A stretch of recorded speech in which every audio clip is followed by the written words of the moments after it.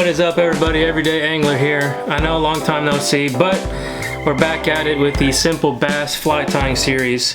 We tied two bait fish. We tied a bottom pattern that was a really natural looking crayfish. So today we're gonna get a little crazy. Another bottom pattern. Oh, come on, camera. This is the, that's my dishwasher going off.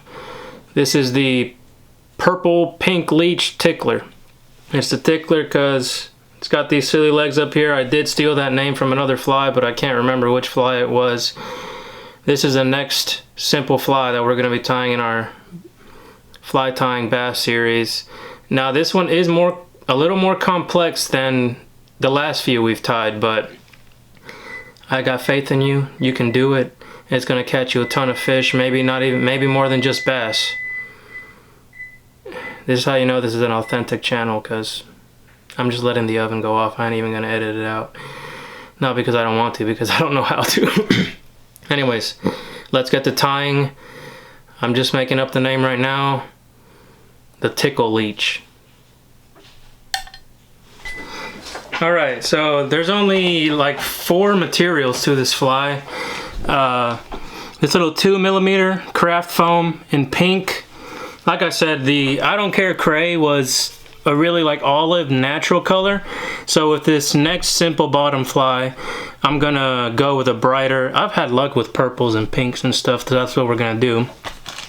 It's gonna, so foam, Fly Tires Dungeon Leech Dubbing in blood. Now this is just if you're trying to tie, obviously, this exact fly. You can take this and do whatever color, whatever dubbing you want. As long as it's buggy, we're gonna be okay. Senyo's Laser Dub hair in purple. That's gonna give it that real cool like mixed color body effect. And bright pink Magnum rabbit strips. Then as far as like the, I guess you could call it the hardware. This is a really short shanked universal curve AHREX size 2.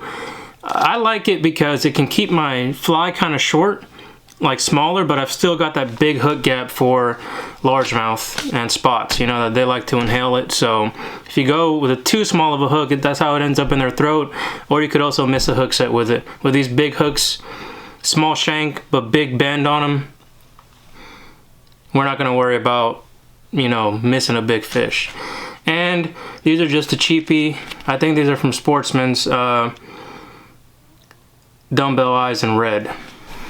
And last but not least, we've got some Sportsman's Warehouse round rubber legs in pink. So, and I think I don't do it on purpose, but I do like that everything's a little bit of a different pink and purple. It's not just like one uniform fly. I feel like it gives it more life, but anyways, let's get to tying. Alright, AHREX Universal Curve number 2. It's going in the vise.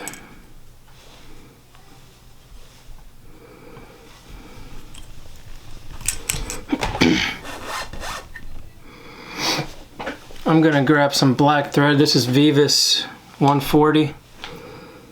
Probably a little heavier than you need, but I got a heavy hand and I hate it when my dubbing loops break. So first thing we're gonna do, I'm gonna run it down. Now these have a really like this is a shank pretty much. I'm already wrapping my thread down to the bend. We're gonna go about, you see where I stopped. I'm not gonna try to make up a word for a quarter or whatever. Get my scissors. Let me zoom you in a little bit more. There we go. Alright, so first thing I'm going to do at the very head of the fly, I'm going to create a little bump of thread here. And then walk over right behind my hook eye and create a little bump there. It's going to be what our Dumbell eye sits in. We got some of that gel control Loctite. We already did some Dumbell eyes on the weedless clouser in this series, so we got that down pat. Gonna set them down and start wrapping.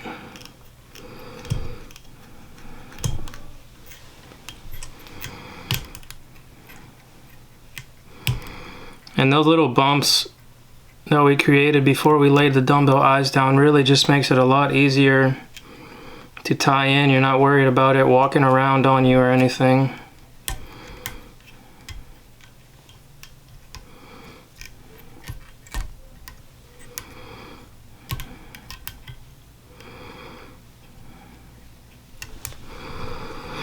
There we go. And this is a really like carpy looking fly. So we got that strong hook on there in case a carp or a drum or something does eat it. Alright, now I'm running my thread back to the bend of that hook. Now we've got the Magnum strip.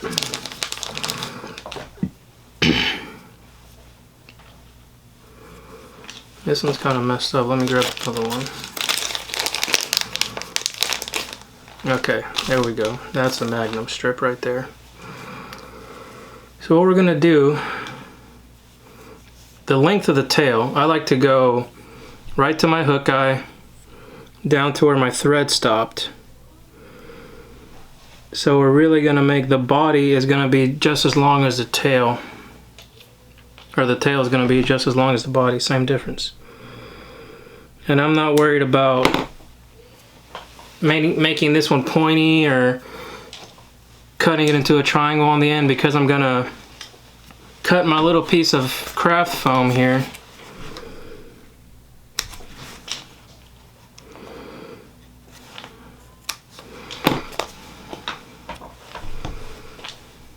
I'm gonna stick it to my Zonker strip. One tip I will give you when you're doing this, lick your fingers and grab the end of the Zonker strip that you're about Zonker strip that you're about to glue, so you don't trap any hairs. And it doesn't take much, it's just a little dab.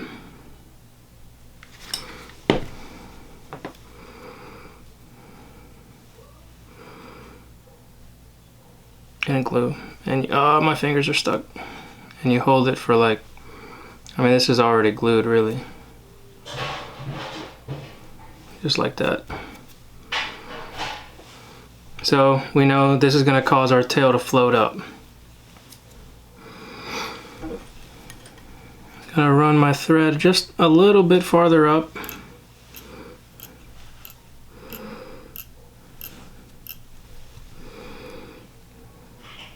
Tie it in right there.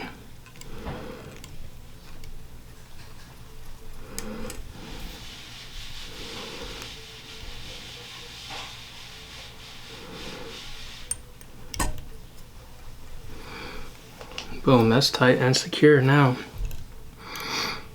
Now, this next part, I was really, well, I wasn't really, but I was kind of hesitant to do a dubbing loop because this is like the beginner bass fly tying series, but you gotta learn how to do a dubbing loop, okay? There's plenty of videos like tight lines and stuff that can walk you through it. I'm not gonna do all the instructional too much on that. We're just gonna, you know, this is the instructional on the fly.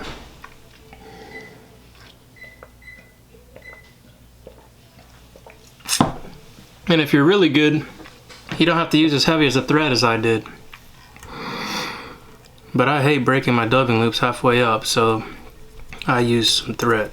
So what we're gonna do, I'm gonna create my dubbing loop, and I like to like double layer it. Double layer it. Instead of just one loop, I just make double loops. And I tie it all the way back here and back up to my shank up here, or my dumbbell eyes. Got my little loon twisting tool. I'm just gonna set it in there to hold my weight. Now this is the fun part. I'm gonna get a pinch of the leech dubbing and a pinch of the Senyo's laser hair in purple. And I'm not too skimpy on this stuff, and we're just gonna start pulling and stacking.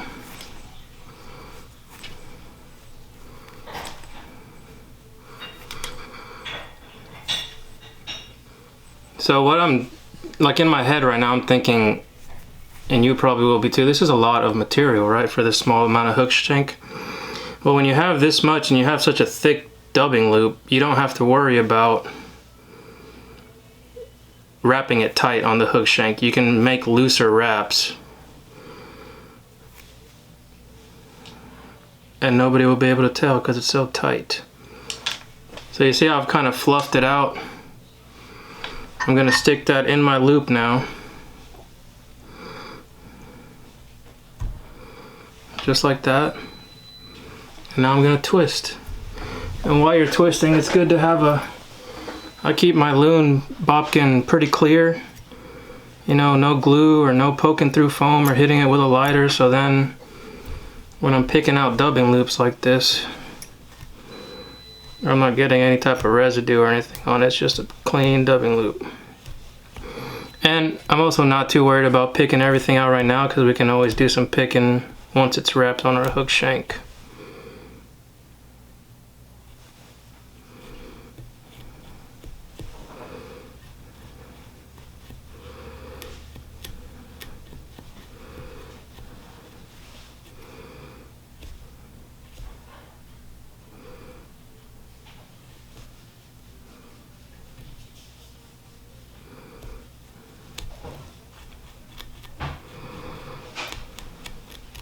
Okay, so you see that? That's gonna be the body of our fly. Let me zoom out for this next part. So you see I've got this little hair clip on my vise, which I use it when I'm tying like bigger streamers and stuff. What I'm gonna do here is I'm gonna hold that dubbing loop there. This is easier, like for real, because this next part is what's gonna give that fly that unique like silly legs sticking straight up look. I've got my silly legs here. I'm gonna grab about, gonna try to, doesn't have to be perfect, grab about 3 of them. So my dubbing loop's secure, I'm not worried about that. I'm gonna flip my fly over. We'll zoom in again for this part.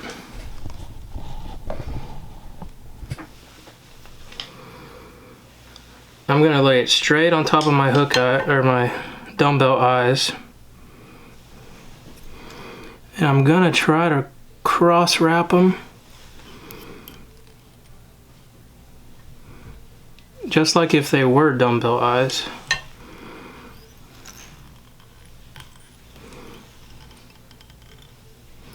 So they're right on top of our head right there. I don't like using super glue on the silly legs because it makes them brittle and they break off.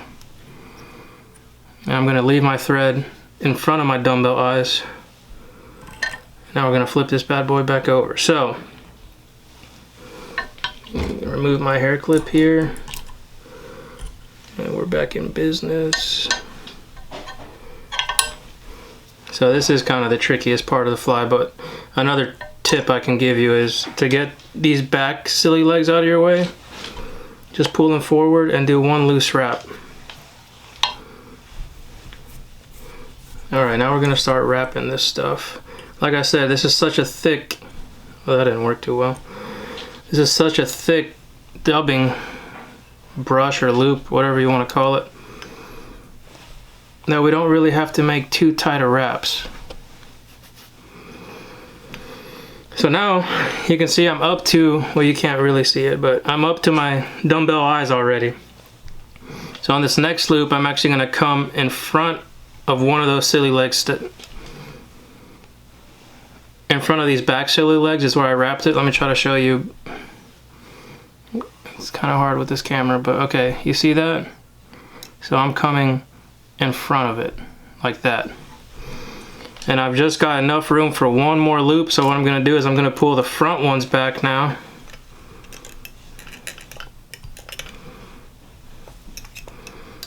And put it in front of those two. And when I came up in front of those, that's really hard. Okay, I'm sorry, my camera let me know my SD card was full. Right in the middle of me explaining that. So yeah, I'm pulling these front silly legs back, going in front of them. That's what pulls these silly legs back like that. And when I'm doing that, it's really hard to see in the camera, but I'm tucking, so there's my loop. I'm tucking it behind my dumbbell eyes. And I've just got a little tiny bit that doesn't really matter. I'm gonna push all this back and wrap one more behind there. And then I can lay it right on top of my dumbbell eyes like that and trap the loop. So this fly really doesn't have a head, I guess you would say, just the dumbbell eyes is its head. It doesn't have to. The way the fish is looking at this fly, it's looking down at it. So, all right, I've secured my dubbing loop thread cut. Extra security wraps.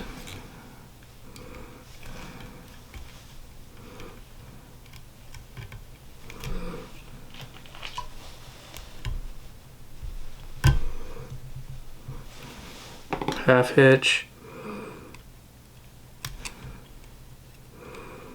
And snip. Before we get to picking everything out, I really like this Bone Cure Solar Res. It's super thin and just well not eats, but it just soaks into all this exposed thread very well. So I'm not worried about this coming loose on rocks, because this is what it's going to be fished on mostly, is rocks or sandy bottoms. Sandy bottoms. And it doesn't really affect our silly legs too much, which I like too. But I'm just gonna goop this stuff everywhere, because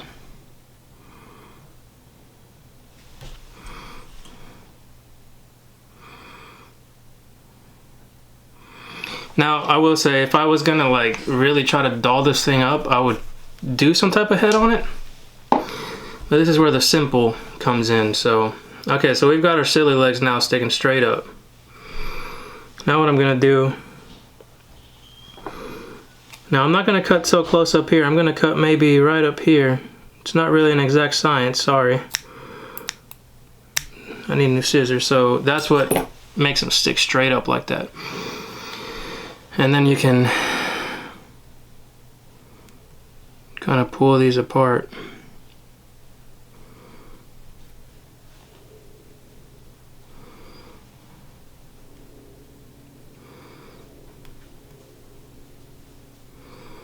This is probably one of the more tedious.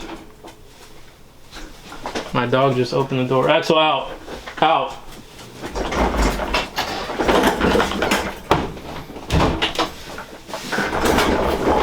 He's a big 90-pound hound dog, so he just opens and closes doors whenever he wants. This is probably one of the more tedious. Look at that. I mean, come on. Look at that thing. You're a fish looking down at that with that little zonker tail wiggling at you. Come on.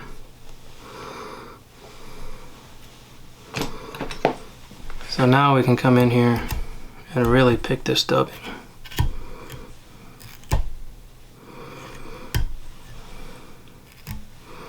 This is where the body of the fly really comes to life too.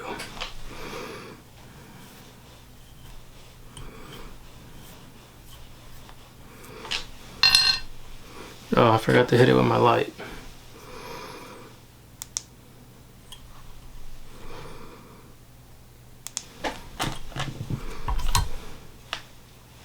And there you go.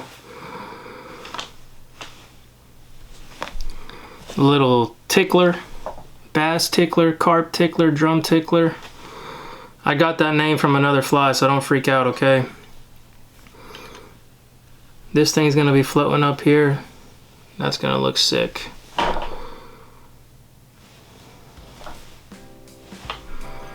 Just a real simple, and it's kind of teaching you the fundamentals of fly tying. We've got a zonker tail just tied in.